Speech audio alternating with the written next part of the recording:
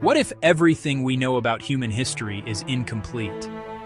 What if the first civilization on Earth was not built by man alone? Hidden beneath the sands of Mesopotamia lies a story so disturbing, so impossible, that mainstream history refuses to acknowledge it.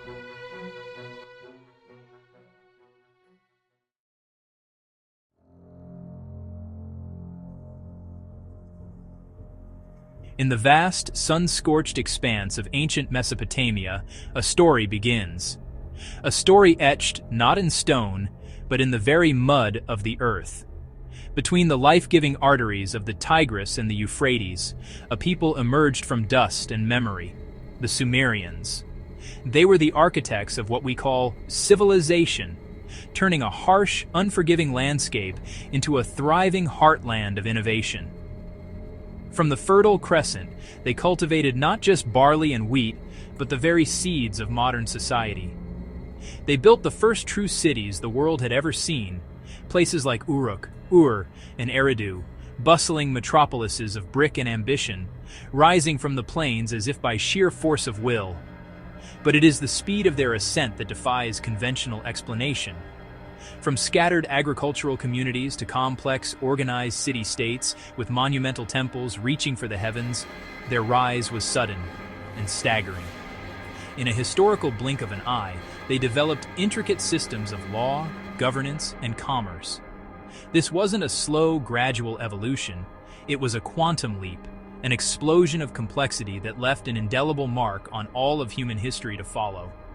The question that echoes through the millennia is not just they built, but they built it so quickly.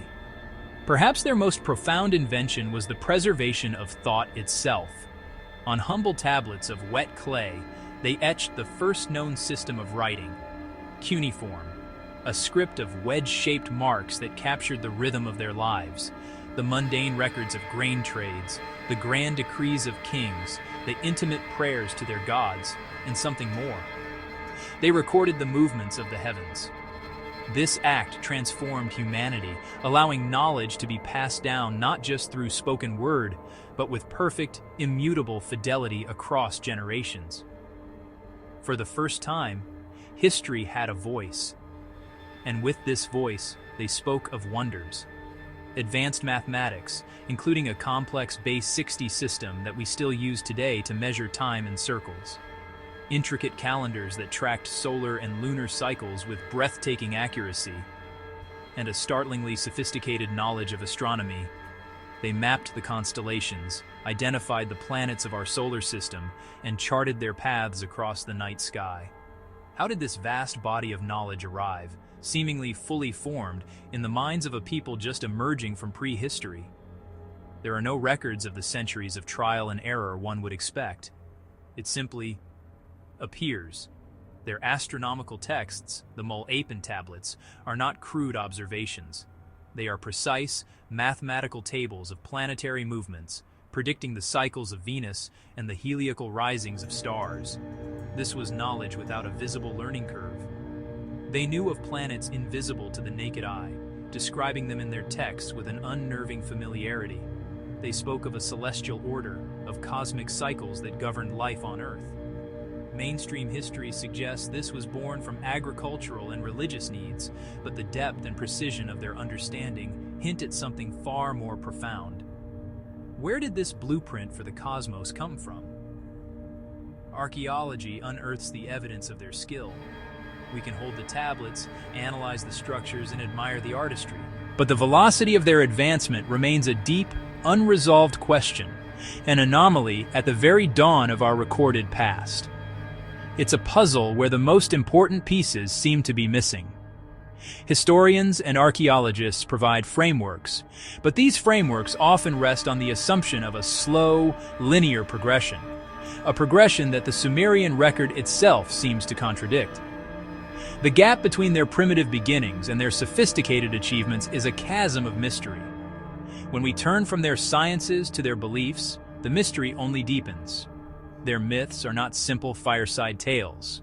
They speak in potent symbols of powerful gods who descended from the heavens, of orders given to humanity, of destinies irrevocably aligned to the stars. They tell of a time before man, when celestial beings waged epic wars and shaped the very fabric of our world. These stories, like the Epic of Gilgamesh, are treated as mythology, but they are written with the conviction of historical record. For centuries, these texts were viewed through a conventional lens. Then, in the 20th century, came interpretations that challenged the foundations of academia and ignited a firestorm of controversy. A scholar named Zecharia Sitchin, an expert in Sumerian cuneiform, proposed a radical new thesis. He argued that we were misreading the myths, that they were not allegories but eyewitness accounts. Sitchin spent decades poring over the same tablets, but he read the texts not as mythology, but as testimony. Testimonies of sky beings, cosmic histories, and an unwritten chapter of human origins. He claimed the Sumerians' gods were not ethereal spirits, but flesh and blood extraterrestrial visitors, the Anunnaki, which he translated as those who from heaven to earth came. His work was explosive, and the backlash from the academic community was immediate and severe. Critics disputed his translations, questioned his methodology, and dismissed his conclusions as sensationalist pseudoscience. They argued he was projecting modern ideas onto ancient texts, twisting meanings to fit a preconceived narrative. The debate became a battle line drawn in the sands of history. Yet, for all the academic refutation, the core questions Sitchin raised never faded. Why the obsessive emphasis on the heavens? Why the uncanny precision in their knowledge of celestial cycles? Why the persistent, unwavering insistence in their own texts on origins not of Earth? If Sitchin was wrong, what is the alternative explanation for this explosion of knowledge? Why did a civilization, at the very moment of its birth, possess a cosmic perspective that seems far beyond its time? The questions linger, unanswered, hanging in the air like the dust of millennia. The story of Sumer is the story of our own beginning. It is a foundation upon which our entire world is built. But what if that foundation is not what it seems? If history is a grand tapestry woven over thousands of years, perhaps some of the most crucial threads were not lost to time, but were deliberately hidden, or quietly, carefully removed. Perhaps the greatest anomaly of the Sumerians is not what they knew, but the story they were trying to tell us, a story we have only just begun to decipher.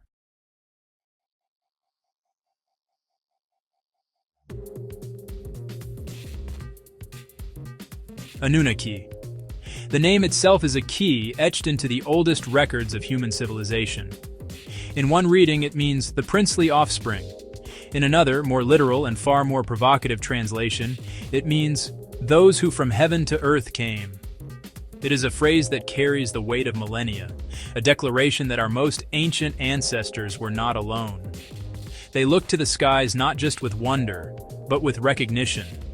They saw beings descend, beings of immense power and knowledge, who would forever alter the course of our world. These were not ethereal spirits or abstract deities born of human imagination. The texts describe them as flesh and blood, beings who walked the earth, built cities, and governed with a tangible and often terrible authority. At the head of this pantheon was Anu, the High Sky Father, the distant and supreme ruler whose throne was among the stars. His authority was absolute. His word was law, but he remained a remote patriarch, observing the affairs of earth from his celestial kingdom. His will was carried out by his two sons, whose legendary conflict would become the central drama of human origins. First, there was Enlil, Lord of the Air, the commander of the mission on Earth. He was the enforcer, the disciplinarian, the one who demanded order and obedience. His decrees were as powerful and unforgiving as the storms he commanded. He saw humanity as a tool, a workforce, and a potential problem to be managed. And then there was Enki, Lord of the Earth and the waters. He was the scientist, the engineer, the master of wisdom and magic. Where Enlil saw subjects, Enki saw potential. He was the architect of life, the keeper of sacred knowledge, and, according to the texts, a sympathetic figure who often defied his brother's harsh judgments to protect his creations. Their rivalries shaped destinies, their political struggles and familial disputes echoing down through the ages, becoming the blueprint for our own myths of warring gods and celestial battles. The question remains, are these stories merely allegories for the forces of nature, or are they the fragmented history of a family feud that decided the fate of our planet? The lore of the Anunnaki is inextricably tied to a place, a home world. The tablets speak of Nibiru, the planet of the crossing.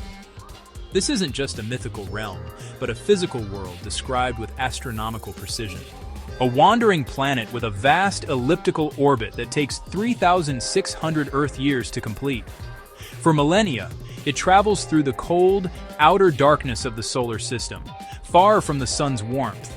But on its long, cold path, its trajectory brings it periodically back into the inner solar system, crossing the paths of the other planets. It is from this world, the texts suggest, that the Anunnaki came. A world facing its own existential crisis, a dying atmosphere that drove its inhabitants to seek a rare and precious resource, gold. In tablets and tales, a cycle returns. The 3,600-year orbit of Nibiru, known as a Shar, became the divine number, a cosmic clock counting down to the return of the gods. Each passage of their home world through our celestial neighborhood was a time of great upheaval and immense change. It was a time for accounting, for new decrees, for direct contact. A visitor long absent, perhaps expected. This cycle is embedded in the very fabric of Sumerian culture, a constant reminder that history is long, and the sky holds memories we have long forgotten. The expectation of return wasn't just a hope, it was an astronomical certainty, a promise written in the stars. How did these beings travel from Nibiru to Earth? The texts are not silent on this matter. Descriptions of skyboats, celestial barges, and fiery chariots haunt the translations. They speak of shems, vehicles that could ascend to the highest heavens, and of great ships that descended with a terrifying roar and blinding light. Are these simply poetic metaphors for comets and meteors, the fanciful imaginings of a pre-scientific people?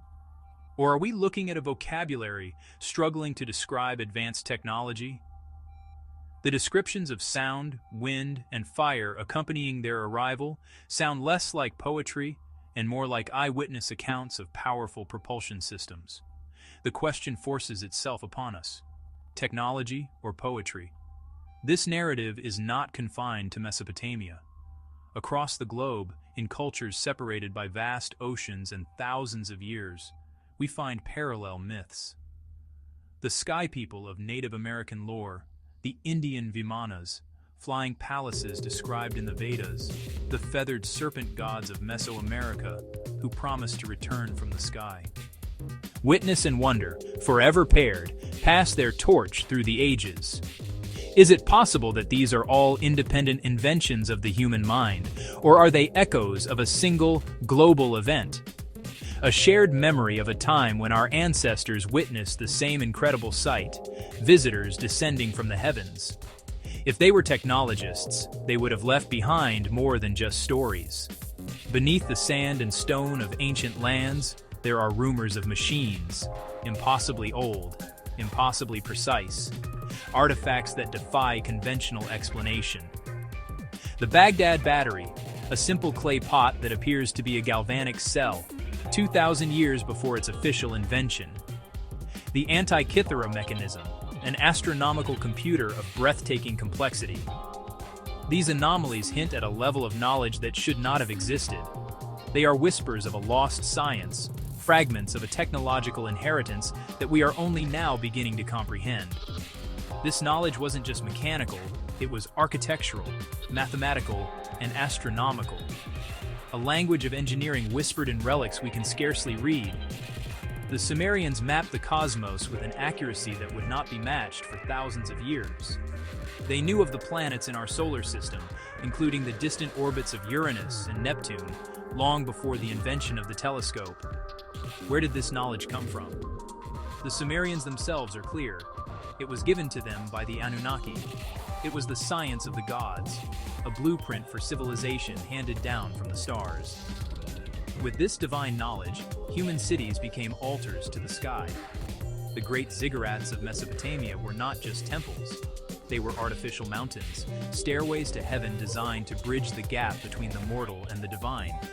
Their stairways and corners were aligned with solstices, equinoxes, and the rising of specific stars, turning the very architecture into a functioning observatory. They were meeting places, sacred sites where priests could commune with their celestial masters, and where the Anunnaki could descend to interact with their subjects on Earth. The cities themselves became reflections of the cosmos, their layouts mirroring constellations, aligning Earth with the firmament. To the people who built these monuments, who etched their stories onto clay, these beings were gods. Their power was absolute, their wisdom infinite, their lifespan so long as to seem eternal. But to a modern mind, reading between the lines of the ancient texts, another possibility emerges. Perhaps they were not gods in the supernatural sense. Perhaps they were simply visitors with a technology so advanced, a power so overwhelming, that it was mistaken for divinity. Astronauts, not angels. Colonists, not creators. Their knowledge was science, not magic. Their longevity was biology, not immortality. And in every telling, the sky decides.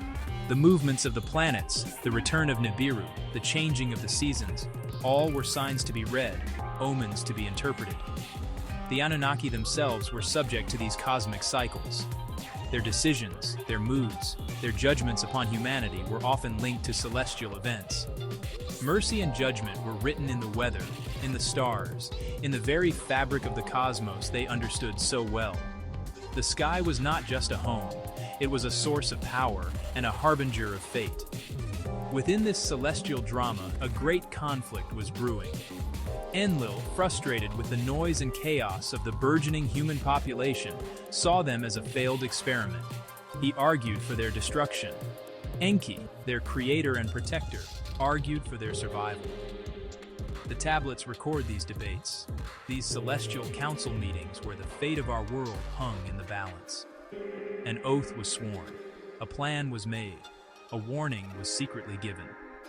The stage was set for a cataclysm, a flood of consequences that would wipe the slate clean.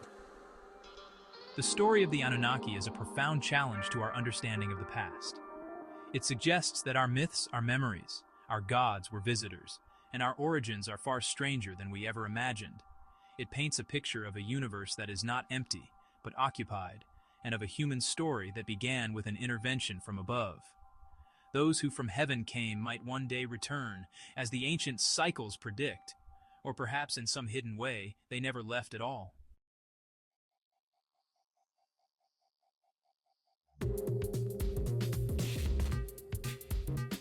Adapa, a name carried on clay, a tale of wisdom gifted, or engineered. The Sumerian texts call him one of the first men, a model of humanity, granted immense knowledge by the god Enki. But was this knowledge a gift freely given, or the result of a calculated upgrade? The story of Adapa is not just a myth of a wise man, it is a potential record of a prototype. A being elevated, modified, brought closer to the image of his creators. The texts say he was denied immortality, a final step to godhood, a detail that echoes with a chilling sense of control. Was this a safeguard, ensuring the creation could never surpass the creator? What if the code of life met the code of civilization? By design. The idea is as profound as it is unsettling, that our very biology, the intricate double helix that defines us, was not solely the product of blind evolution, but was instead deliberately rewritten. Imagine a laboratory not of glass and steel, but of cosmic intelligence, where the raw material of a primitive hominid was selected, analyzed, and fundamentally altered. The Sumerian myths and creation stories from across the ancient world speak of gods mixing their own essence, their blood or spirit, with the clay of the earth to fashion humankind. From wanderers of the wild to builders of cities, was there an unseen catalyst? The fossil record presents us with a puzzle. The leap from early hominids to Homo sapiens is marked by a sudden, explosive growth in brain capacity and cognitive function. This great leap forward saw the abrupt appearance of art, complex language, and abstract thought. Paleoanthropologists call it a revolution, but the trigger remains elusive. Could this quantum leap in consciousness be the echo of an ancient intervention? A moment when our evolutionary path was hijacked, our potential unlocked not by nature's slow grind, but by an intelligence with a purpose. Legends whisper of toil, of hands shaped for labor in the earth. The Sumerian tablets are explicit. They describe the Anunnaki gods, weary from their own labor of mining the earth, deciding to create a helper, a primitive worker. The texts name this new being the Lulu, literally, the one who is mixed. They were designed, the stories say, to bear the yoke of the gods. This narrative isn't unique to Sumer. Across the globe, myths tell of humanity's first purpose as servants to the divine, tilling fields, building temples, and mining resources. It's a shared memory of servitude, etched into our oldest stories.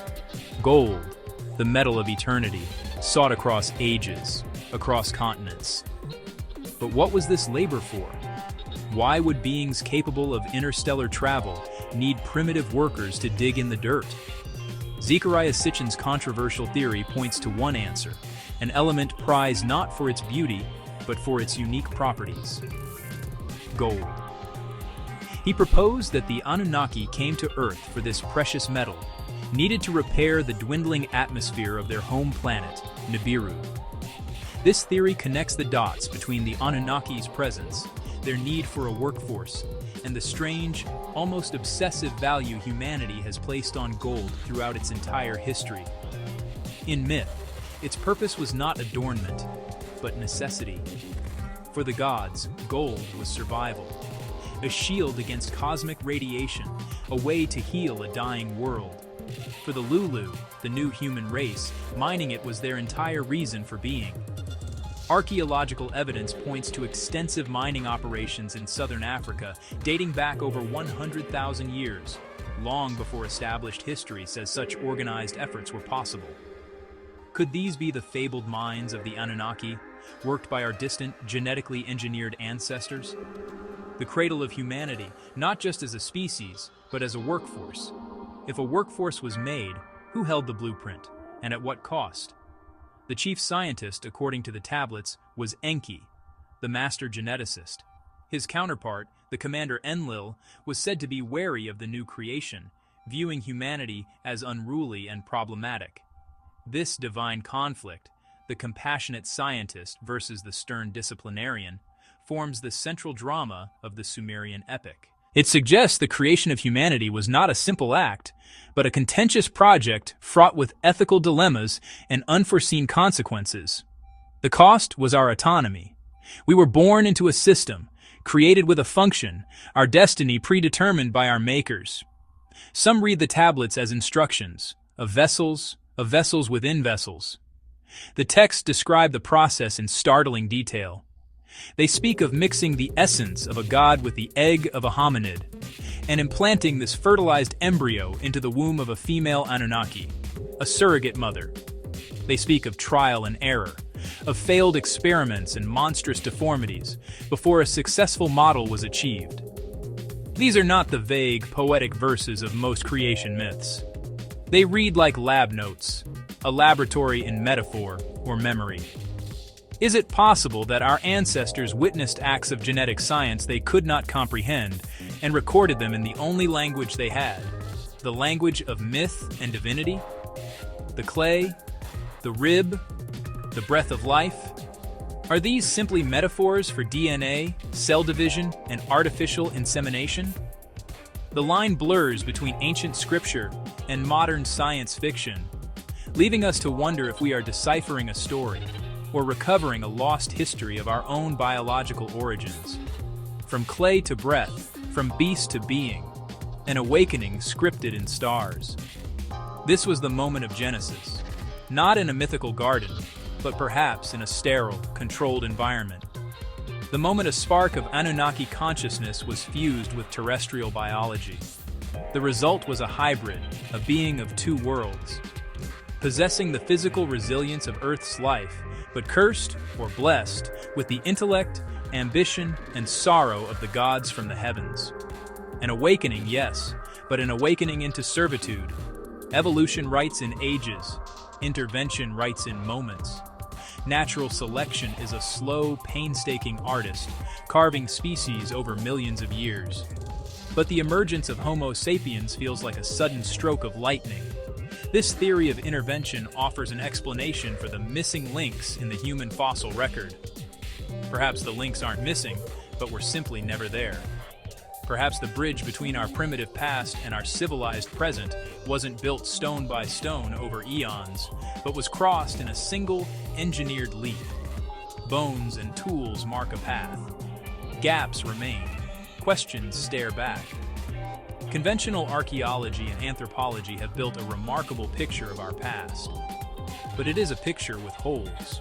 Anomalous artifacts, sudden technological leaps, and the persistent global myths of sky gods who created us.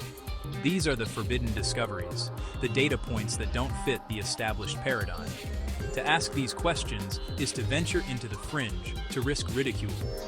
But to ignore them is to accept an incomplete story of who we are. If we were made to serve, why were we taught to dream? This is the ultimate paradox of the human condition. The Anunnaki, the story goes, gave us just enough of their nature to be intelligent workers, but not enough to be their equals. Yet in that spark of divine consciousness, they planted the seeds of rebellion. The ability to question, to create, to strive for more. We were built for the minds, but we can't help but look up at the stars. Was this an unforeseen flaw in our design? Or was it a secret gift from our creator, Enki, a hidden potential waiting to be unlocked? And why does the oldest hunger still glitter in our stories?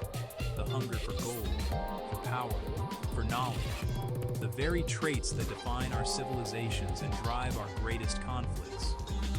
Are these our own inherent desires, or are they the echoes of our creator's needs, programmed into our very DNA? A genetic inheritance from beings who saw our world as a resource and our species as a tool. The story of our creation may not be a comforting one, but it forces us to ask the most fundamental question of all. If we are not who we think we are, then what are we destined to become?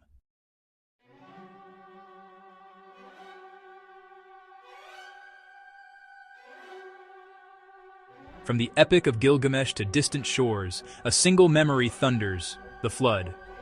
One voice warns humanity, another demands the cleansing of the world. Enki and Enlil. Mercy against decree. Skies split. Rivers forget their banks. Walls fail. Temples tremble. The ground itself refuses certainty. A vessel rides the wrath, guided by a whisper from the deep. And those who ruled from on high departed or hid from the ruin they wrote. What remains after the gods are gone? Memory, stone, and vows. Monuments endure like anchors in a flooded timeline. Fragments suggest a skill set lost or withheld. When silence followed, humanity picked up the shards and began again. New myths for new mornings, old warnings beneath every harvest. History remembers the water. It rarely remembers the hands that opened the gates.